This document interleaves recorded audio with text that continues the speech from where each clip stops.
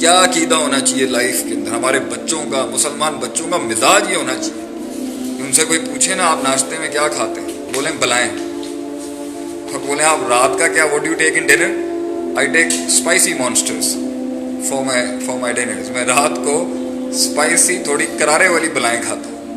مسلمان بچے، مسلمان لوگ انڈیورنس والے لوگ ہوں. اس حد تک کہ صحابہ تو یہ دعا کرتے تھے کہ اتنی تکلیف رہے، اتنا بخار رہے کہ معاملہ کلینز ہوتا رہے اگر کوئی اونچ نیچ بھی انسان سے ہو جاتی ہے، مگر اتنا نہ ہو کہ نمازیں چھوڑ دے. تو یہ تو عیسائیوں کا عقیدہ ہے کہ اگر 40 دن تک ان پر تکلیف نہیں ہے تو عیسائیوں کا عقیدہ ہے.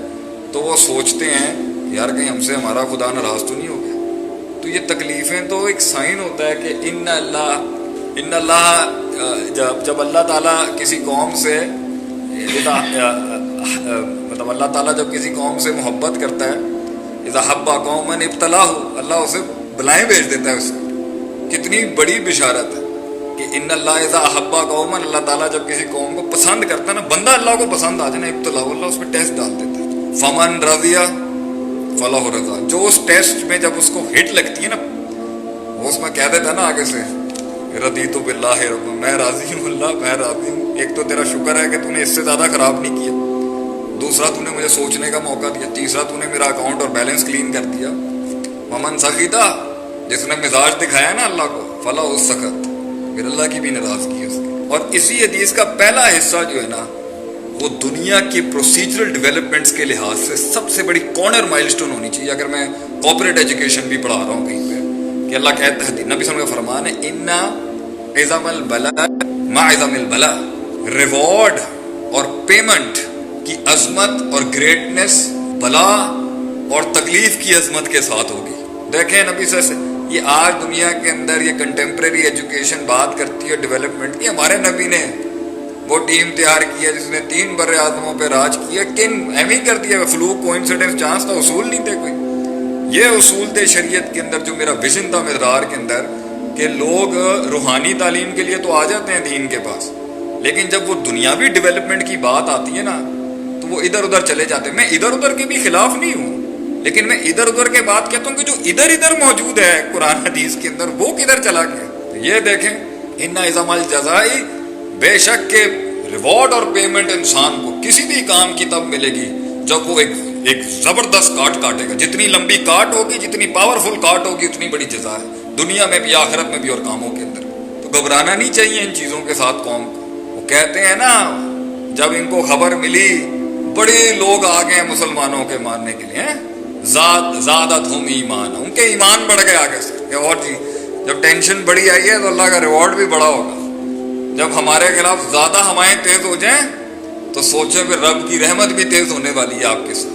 مگر اللہ ناراضگی بھی ہوتی ہے. ایسا نہیں ہے کہ میں کہوں جی صرف He has taken over the wrath of Allah, but یہ سارے ایسپیکٹ موجود ہیں اس کے اندر.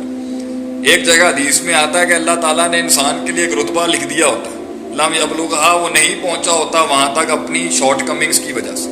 اللہ نے اس کا مقام لکھ دیا ہے آسمانوں پر کہ میں چاہتا ہوں اس کو یہ مقام ملے، مگر اس کی اپنی غلطیاں اتنی ہیں، اپنی شارٹ کمنگز اتنی ہیں، اتنا اس نے اپنا بے ڈھنگے طریقے سے چلا ہے، تو وہ رہتا ہے، اس کو بلاؤں میں ڈال دیتا ہے. کس طرح؟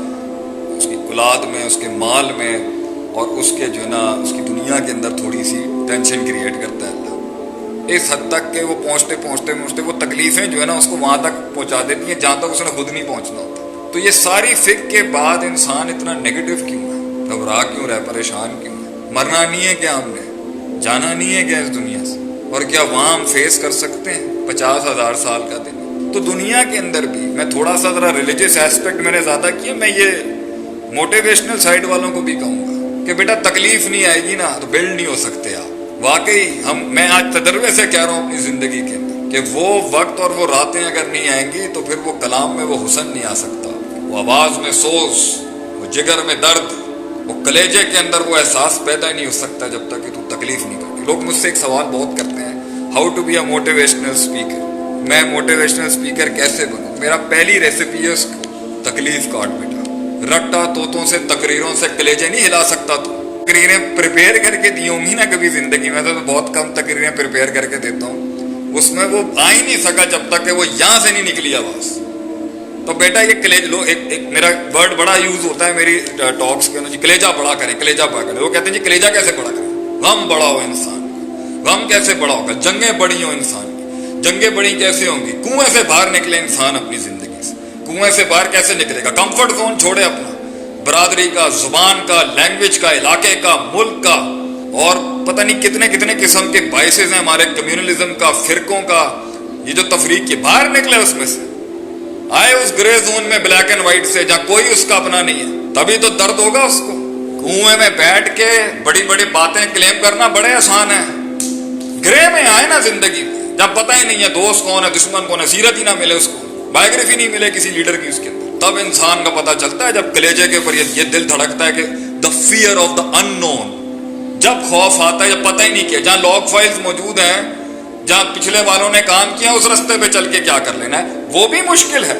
میں ان کو ڈیگریڈ نہیں کرتا. آئنسٹائن کے رستے پہ فزسٹ بننا کوئی مشکل کام نہیں ہے، لیکن مشکل کام ہے. ایک جہت سے مشکل، ایک جہت سے آسان.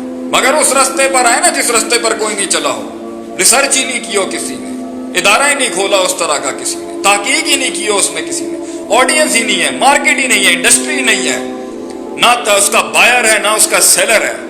ایسے میدان کے اندر آ کے فیلڈ کھول کے دکھائے نا، تو پھر پتہ چلتا ہے. جب سکریچ سے پوری سلطنت بنانی پڑتی ہے، جب سکریچ سے پورا شپ کھڑا کرنا پڑتا ہے. ماں باپ بھی کہہ رہے ہوں گے بھیا بیٹا کیا کر رہا ہے، بیوی بھی کہہ رہی ہوگی کیا کر رہے ہو، کوئی ریٹرن، ریٹ آف ریٹرن یا return of investment, R O I کا کیا حال ہے. جہاں پر حکومتی ریسٹرکشنز علیحدہ قسم کی ہوں گی، جہاں پہ نفس بھی ایک ٹائم پر کہہ دے گا بھائی کیا کر رہا ہے، کیا کر رہا ہے. 900 سال ہو گئے، صرف 18 سے 20 لوگوں نے، یا ایک روایت میں 80 لوگ اسلام لے کے ہیں. نوح علیہ السلام کو ان کا نفس کہتا نہیں ہوگا، مطلب انسانیت کے امام ہی وہ ہیں. 950 سال اور کنسسٹنٹلی ایک امام، ایک نبی کی پرفارمنس دیکھیں. اینڈ میں جا کے پھر اللہ نے کہا کہ اب آپ چلے جائیں یہاں سے، یہ اب لوگ نہیں کریں گے. یہ لوگ تھے جو کاٹ گئے اس گرے کے اندر. تو اگر اپنے کمفرٹ زونز میں رہتے ہوئے بھی کام کرنا ہے، بلائیں تو پھر بھی آنی ہے، معاملات تو پھر بھی آنے ہیں، رکے بھی آ رہے ہیں، معاملات بھی آئیں گے، یہ رکے بھی آ رہے ہیں. یہاں سے مجھے 10 minutes remaining, then we will have a Q&A, introduction of the new course. all right. تو اس لیے میں آج قوم کو حوصلہ دوں گا. وہ بچے جو آج 20 سال کے بیٹھے ہوئے ہیں، اور وہ جو 25-30 سال کی نئی شادیاں ہوئی ہیں، ابھی ایک بچہ ہونے والا ہے یا ہو چکا ہے، یا ابھی جاب چینج کی ہے یا جاب سوئچ کیا ہے کریئر کی، میں کہہ رہا ہوں بیٹا، اور بڑے رسوخ سے کہہ رہا ہوں بیٹا، اور میں اپنی قوم کے بچوں، بھائیوں، بہنوں کو میں کہتا ہوں، شادیاں جن کی ہوئی ہیں، سسرال میں جن کی نہیں بن رہی، ساسوں کی سیاست چل رہی ہے ان کے خلاف، اور میں ان